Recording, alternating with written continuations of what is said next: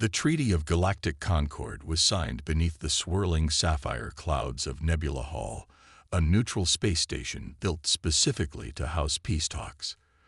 For the first time in recorded galactic history, all major species sat together without weapons drawn, without fleets posturing in orbit, without the ever-looming threat of war. The final clause was simple, yet seismic. No human military force, in any form, shall be allowed in matters of interstellar conflict, whether direct or by proxy. Earth is to be demilitarized beyond its atmosphere. The hall erupted in ovations.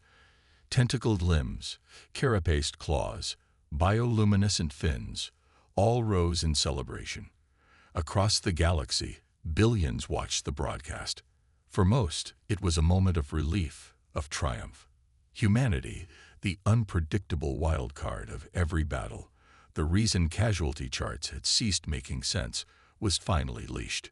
No more human Marines who never surrendered. No more Black Ops sabotage squads that hacked entire fleets with a toaster and a grudge. No more orbital skirmishes that ended with half a moon missing and a confused general saying, "It was just supposed to be a recon mission." On Earth, public reaction was mixed. Some called it an insult, others a blessing. Military brass grumbled, politicians spun it, and veterans drank quietly and wondered what the hell had just happened. But in a quiet corner of the Terran Engineering Guild headquarters, an unassuming white structure nestled on the lunar surface, a woman named Dr. Eliza Tran watched the treaty signing in silence. Her office was a chaos of open schematics, scattered prototype parts, and half-drunk coffee cups. A robotic arm handed her a new cup as she sat back in her chair. "Well," she said, sipping, "they finally banned the hammers." Her assistant, a young intern named Jay, blinked. "Ah, hammers, Mom." Eliza didn't look away from the screen. "Soldiers, Jay. They think they've banned the only thing we're good at." Jay frowned. "Aren't we? Kind of really good at war." "We are," she said. "But that's not the part that scares them." She set her cup down and stood, walking to the board behind her. It was covered in diagrams, city layouts, energy networks, logistics algorithms.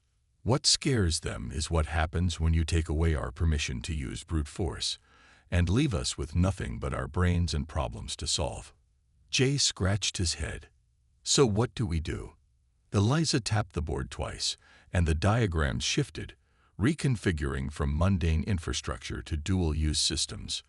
Power grids that could shift into defense nodes, water systems with chemical suppression options, and drones that could build or barricade depending on how you asked them. "They banned our soldiers," she said, "so we send our engineers." Outside her office, a construction hangar came to life. Drones rolled off assembly lines.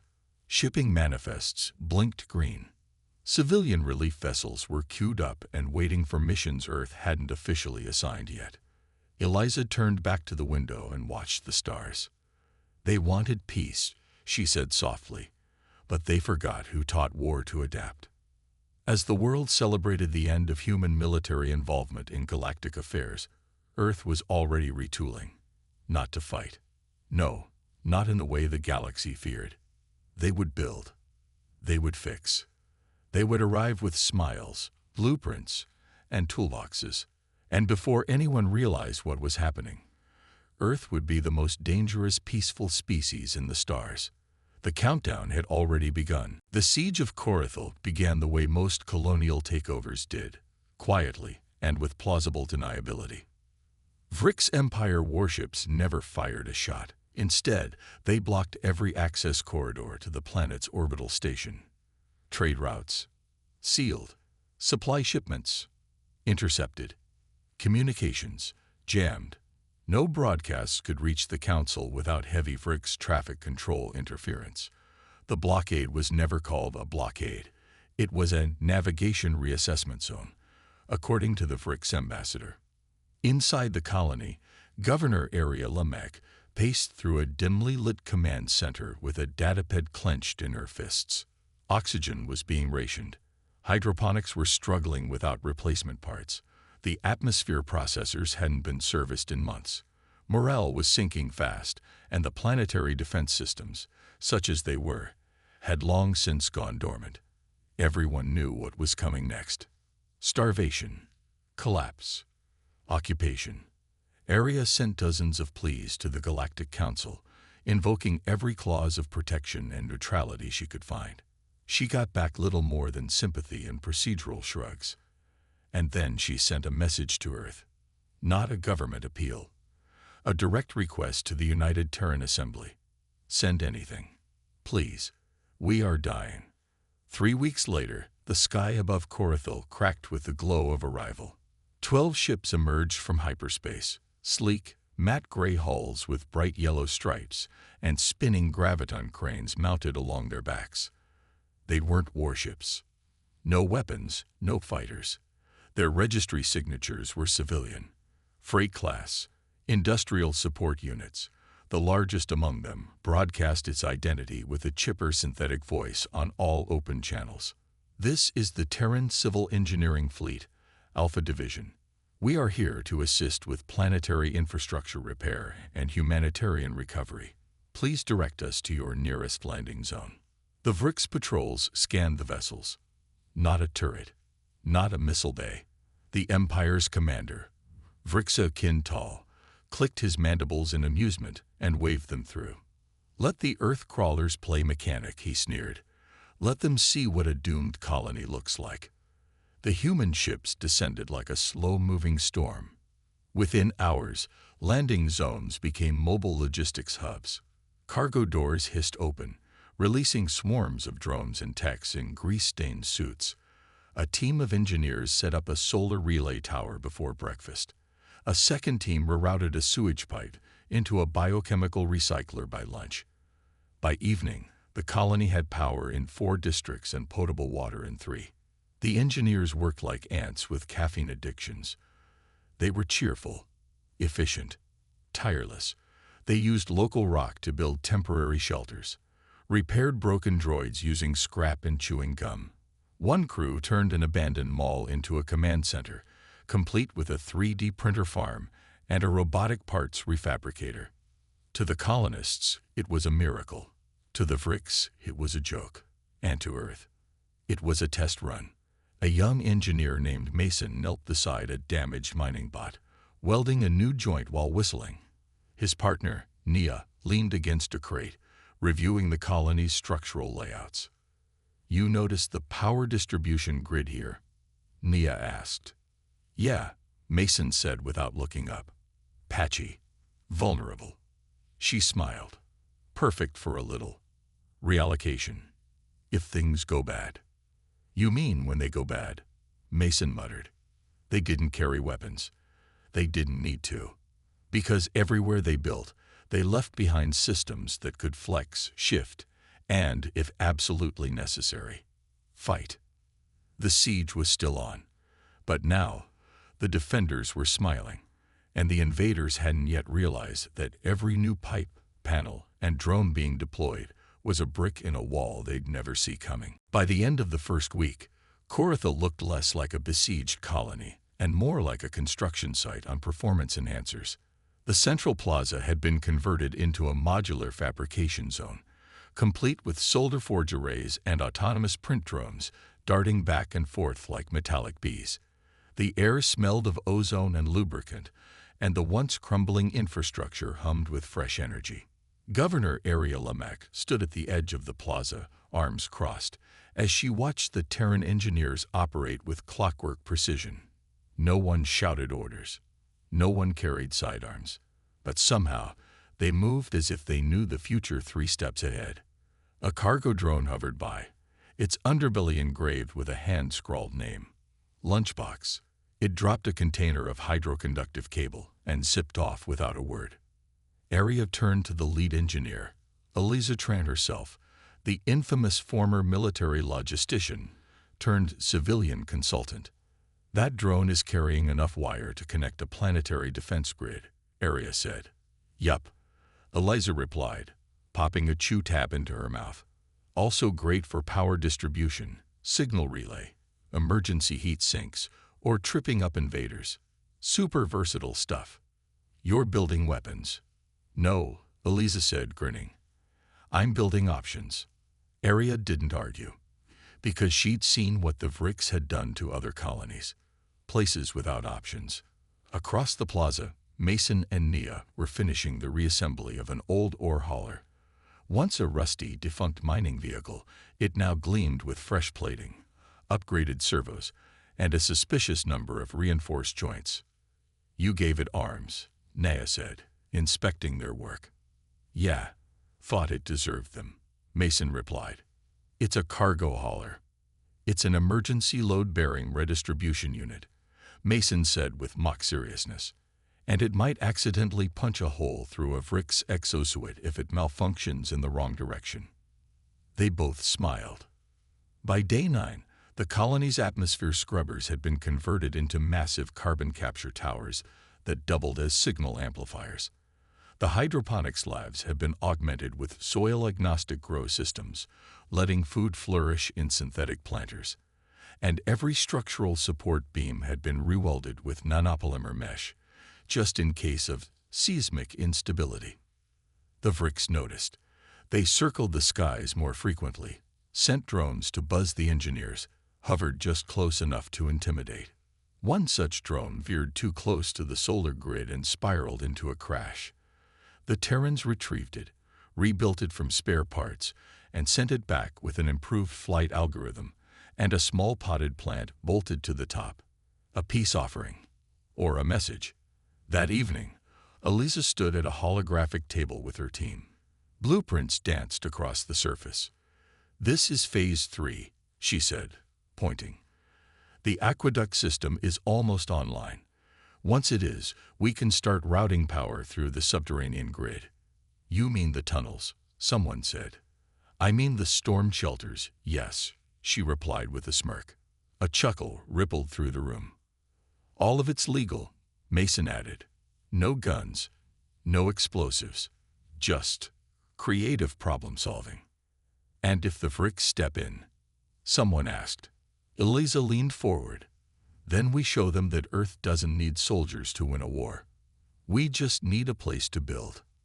Outside, the sun dipped below the horizon. Floodlights flickered on, powered by a grid built from junk and ingenuity. The colony still looked vulnerable from orbit, but anyone watching too closely would start to wonder why there were so many drones, why every tower had redundant systems, why those engineers kept measuring structural loads on things that shouldn't need reinforcement. Corathil wasn't being repaired. It was being reborn, with teeth hidden behind every wall. At first glance, the engineers' work seemed benign, functional, even charming in a ramshackle way. The new streetlights flickered gently in pastel hues, programmed to shift color based on foot traffic. It helped colonists feel safe at night.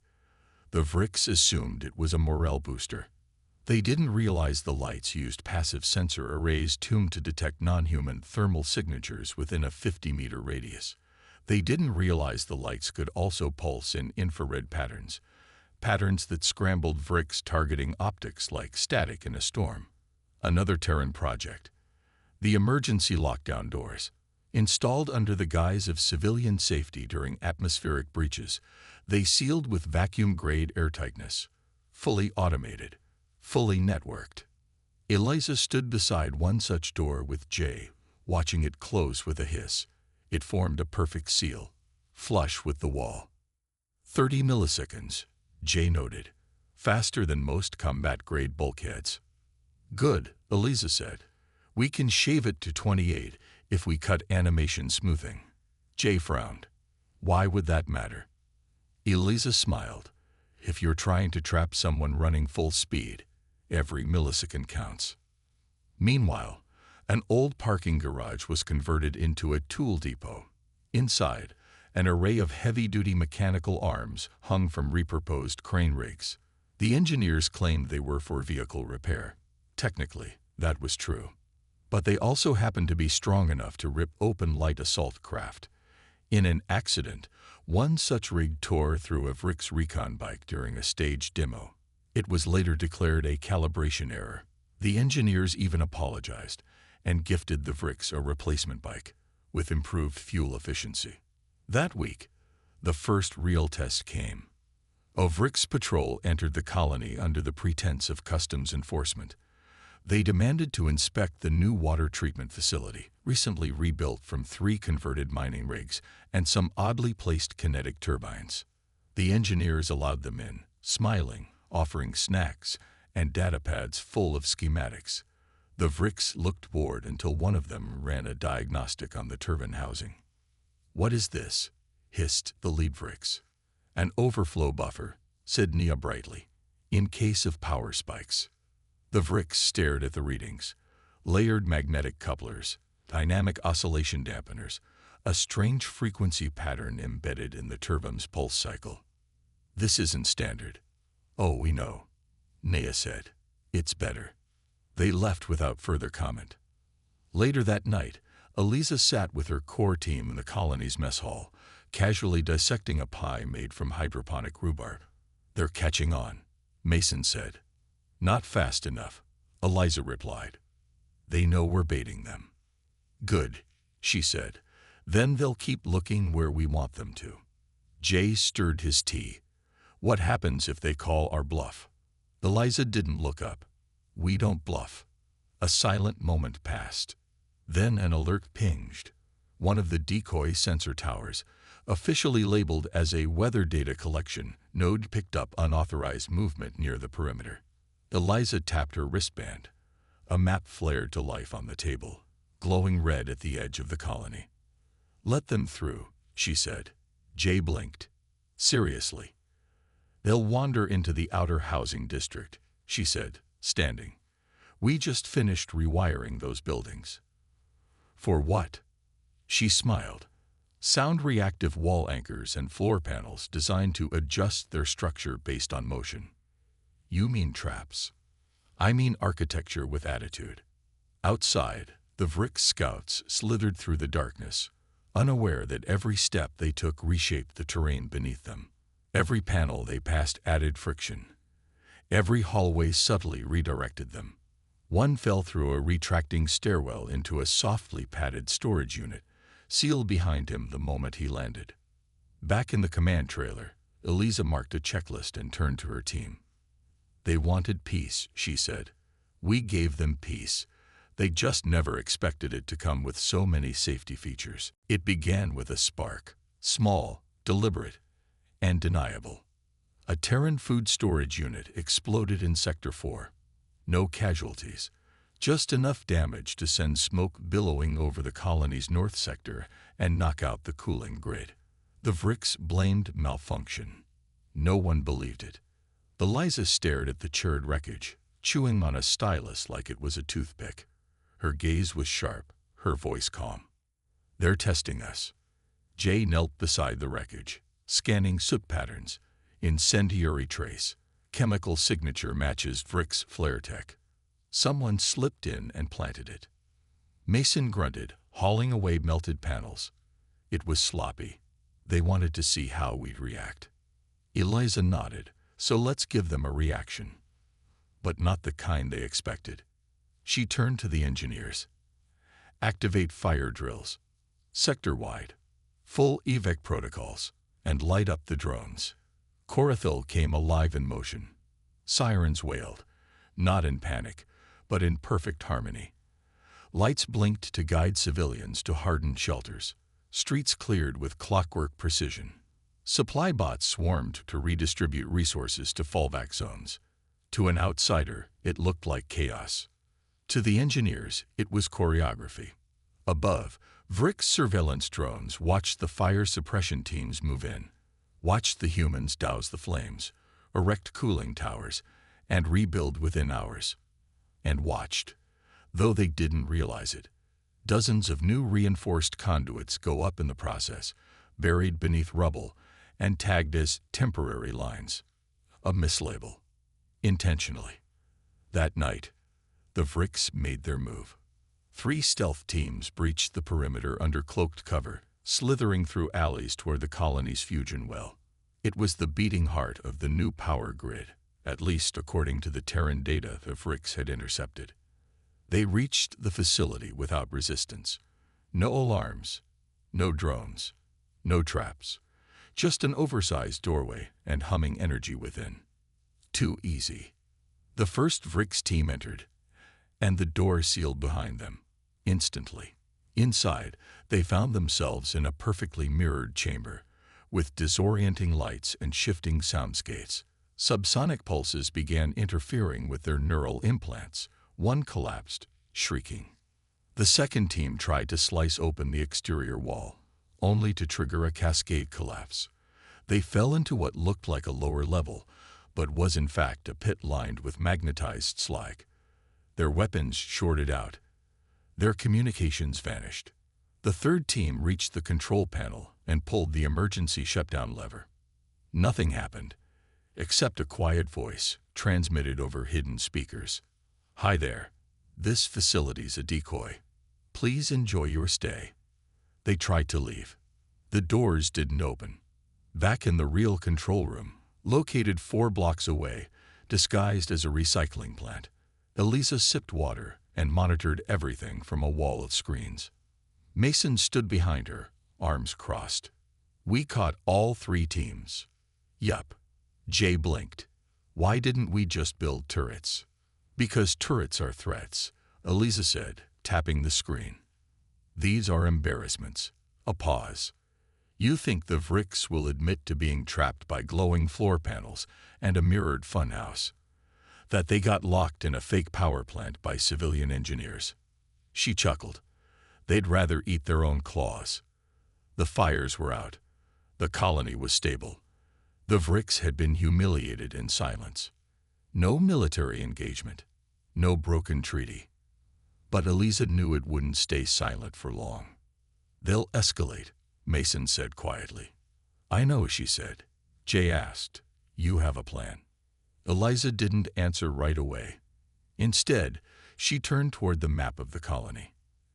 Every street, every wall, every structure had been upgraded. "We're not finished building," she said, "but when we are..." She traced her finger across the main highway, then across the plaza. "This won't be a colony anymore. It'll be a message." The Vrix were done playing games. No more saboteurs. No more scouts. No more probing. They sent a ship. It arrived in low orbit without warning. Sleek, obsidian black, and bristling with mass driver ports. Technically unarmed, in compliance with the Concorde's terms. But its hull was designed to endure asteroid impacts, and if it accidentally scraped part of the colony with its thrusters, well, plausible deniability would carry them the rest of the way. Eliza Tran stood on the observation deck of the colony's command tower, arms crossed, eyes fixed on the sky. "They're flexing," Jay muttered beside her. "That's not a patrol vessel. That's a siege ship with a disguise."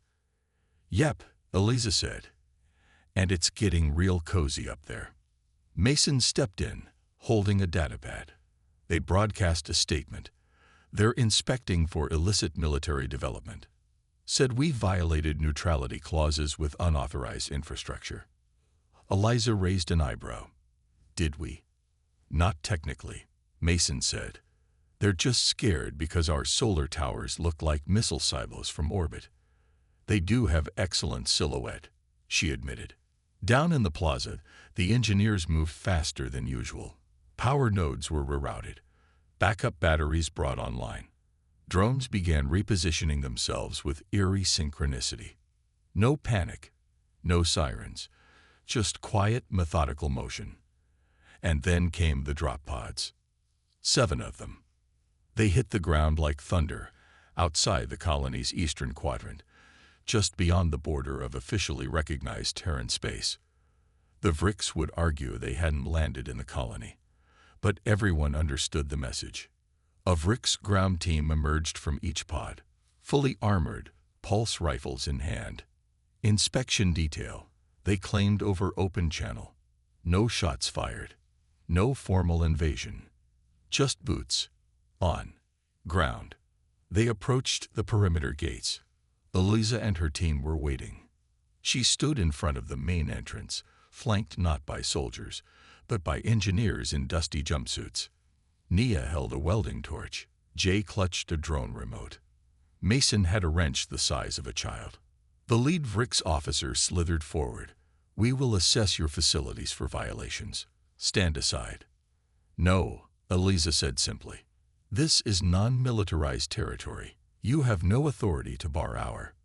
"You are not entering with weapons," she cut in. "Per Concord law, any armed personnel entering an Allied civilian site without consent constitutes a treaty breach. We are inspectors." "You're armed inspectors," the Vrix officer hissed. "Then we will consider your refusal an obstruction of law." "Then consider this," Eliza said, tapping her wristband. All across the colony, seemingly innocuous devices activated. Towers rotated, walls flexed, throne bays opened. Nothing that looked like a gun, nothing that fired a shot.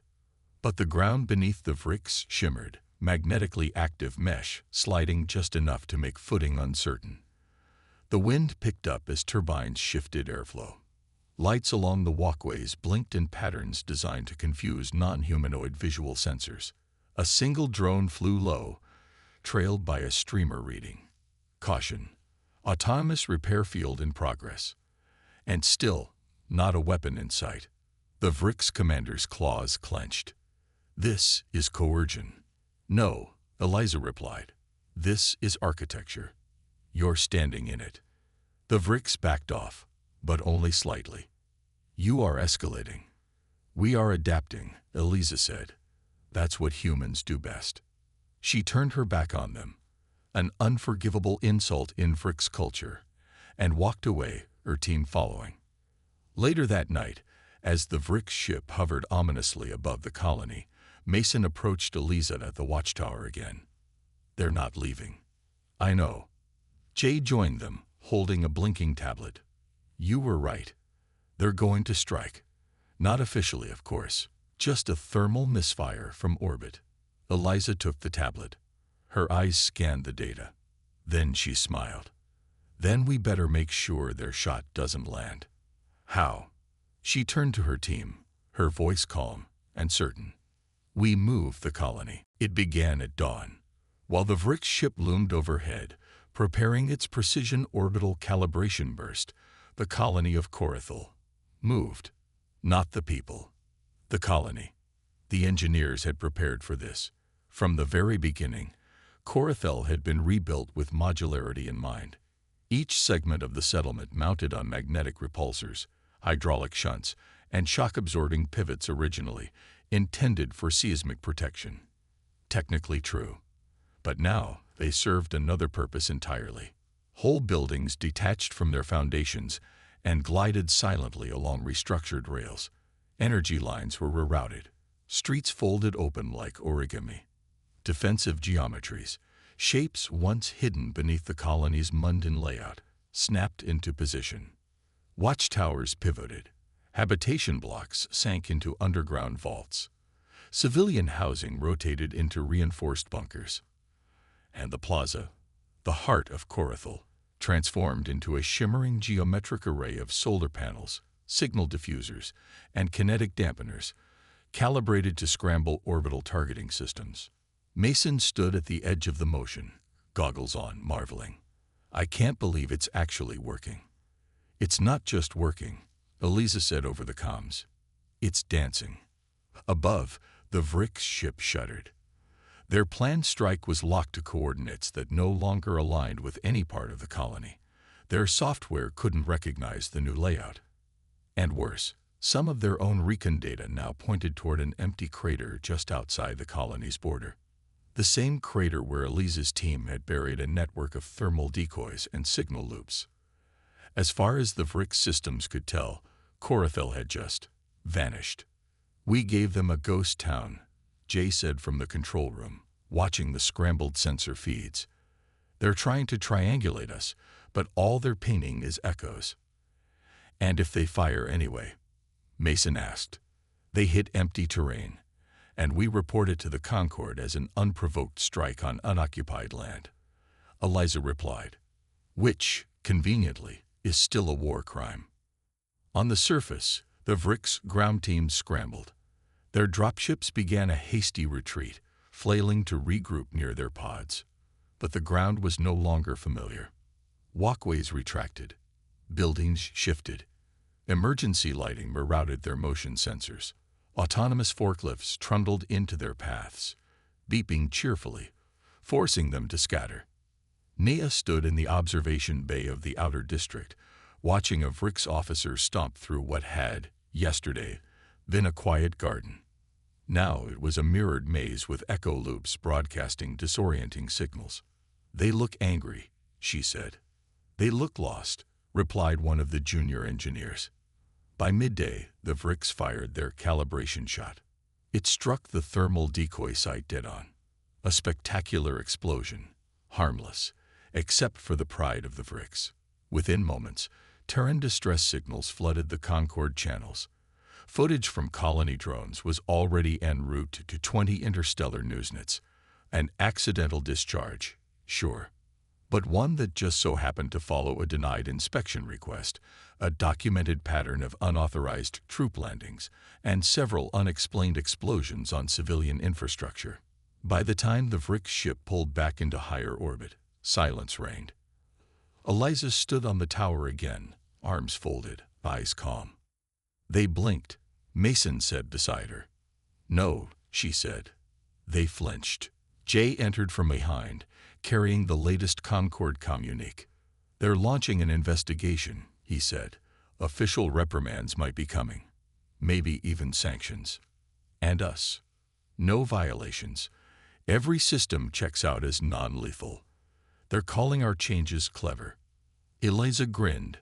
"We built a war machine and disguised it as a suburb." She looked out at the transformed colony, now hardened, restructured, rearmed with nothing that broke a single law. "They banned soldiers," she said softly, "but they forgot what happens when you threaten the people who build everything else." The Vrix had made a mistake. It wasn't the strike they'd launched at Corathal, though that had been costly. It wasn't the sabotage or the failed attempts to intimidate the engineers into submission. It was their final decision to stand down. They had underestimated humanity's ingenuity, and in doing so, they had made a critical error. Instead of engaging in an open conflict, they had retreated, pulling back their forces to avoid escalation. But they hadn't considered one thing. Humans did not need a war to win.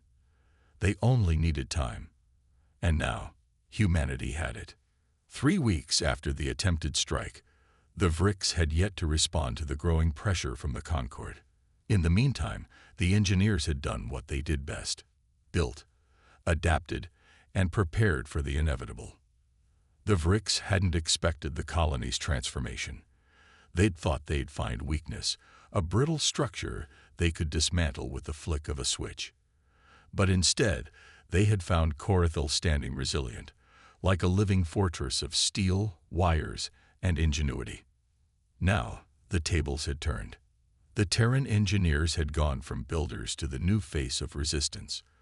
Eliza Tran stood at the podium in the heart of Corathal, the Capitol Plaza's newly erected holographic tower flashing the words, "Humanity's message to the stars." Behind her, the once vulnerable colony gleamed like a jewel, reinforced and resplendent in its perfect form. The surrounding areas were a patchwork of solar fields, orbital repeater arrays, and new defensive grids designed for one thing: to send a signal that the Vrix could not ignore. "We do not seek war," Eliza began, her voice amplified across the planet's comms network. "We do not want conflict. We never did. But we will not bend to those who think they can decide our fate from the stars, based on outdated treaties and outdated beliefs." Her words reverberated through the solar system. The Vrix fleet was still in orbit, a silent reminder of their failed mission. But Eliza wasn't speaking to them. She was speaking to the rest of the galaxy. Humanity is not here to be your pawn. We are not your punching bag. We are not just survivors of war. We are creators, innovators, engineers. And when you take away our soldiers, we build our own weapons. We build them from the ground up, from the very fabric of our society, and we will use them to protect what is ours. The crowd below her was silent. The engineers, the colonists, the leaders of the Concorde, everyone who had stood with her through this difficult transformation. This is not the future the Vrix wanted. This is the future humanity built, and this is just the beginning. The transmission ended, and the plaza erupted in applause. But Eliza knew this wasn't the end. Not yet. The message had been sent, but the consequences of their defiance were still to come. The Vrix would not let this insult slide, but neither would humanity. Later that evening, as the final light of day faded over Corathel, the Vrix flagship above began to move. It slowly descended, its intent clear, to retaliate. But by the time the Vrix initiated their final assault, they had already lost. Across the colony, every piece of infrastructure, every hidden defense, every microdrone swarm, and every recalibrated structural flaw was prepared for one final act. A demonstration that would turn Corathel into an unbreakable shield. The first few rounds fired from the Vrix ships missed. A holographic decoy had already diverted them. They had underestimated the human ingenuity once again. But as the Vrix ships started to press in, an unexpected signal appeared on the Vrix flagship's communication array. A single phrase flashed across their screens. "This is not your war." The message, delivered with a finality that shook even the Vrix, wasn't from the Terrans. It was from the Concord. The Vrix, it seemed, had provoked the wrong people. A massive wave of reinforcements, systems and fleets that had been secretly prepared for this moment, swarmed into the system, neutralizing the Vrix fleet with precision. Corathel had become more than just a colony. It had become a symbol, a beacon of humanity's refusal to be subjugated. The Vrix had overstepped their bounds. They would pay the price. As the Vrix flagship limped into retreat, Corathel was silent once more. But now it was fortified, unyielding, and ready for whatever the galaxy could throw at it. Eliza stood once more, watching the horizon. The engineers had built something beyond a colony. They had built a statement.